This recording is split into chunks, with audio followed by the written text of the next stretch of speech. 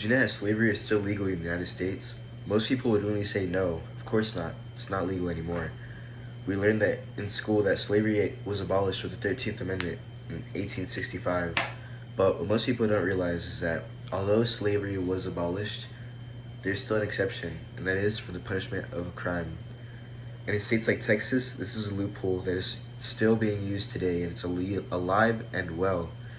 Prisoners are not required to receive any type of compensation for the work that they complete.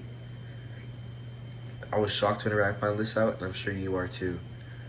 This system exposes a deeper problem in our prison system, something that we need to reform. It just shows that slavery is still existing in the United States, and it's not something that just disappeared with the 13th Amendment. The reality of the modern prison system is that there is really no rehabilitation in there. It's more so just punishment, which does not help the prisoners in the long term. To begin, the labor system in the United States, especially in Texas, for our prison systems is corrupt and functions as a modern form of slavery. Texas has one of the highest recidivism rates, which is not surprising the way that we treat our inmates, especially in the summer. There's no ACs in most prisons, and it's insanely hot.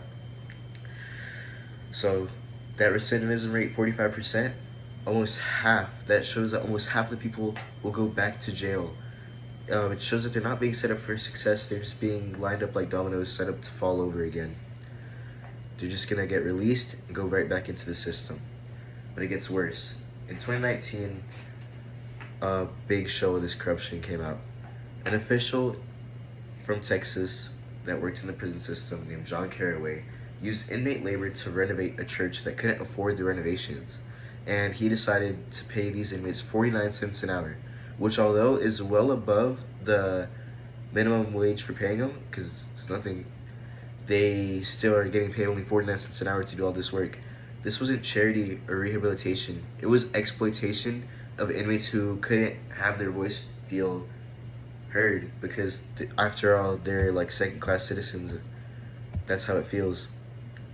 Another example of the insane corruption that's in the prison system is a documentary that I watched by YouTuber Tyler Oliveira.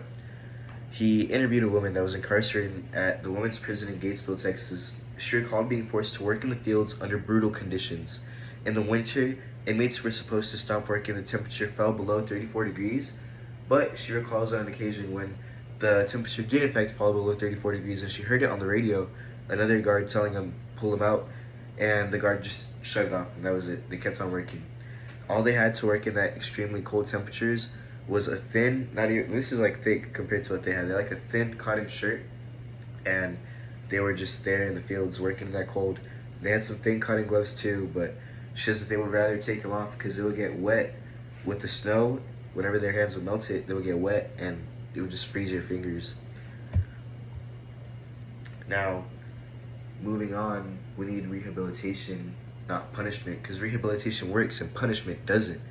Since we've seen corruption within the prison system, the next question is, what do we do about it? Are we going to do anything about it? Well, what we need to do is shift it from punishment to rehabilitation. There's strong evidence supporting this, that recidivism rates drop and that prisoners have an overall better quality of life. According to Texas 2036, education programs dramatically reduce recidivism.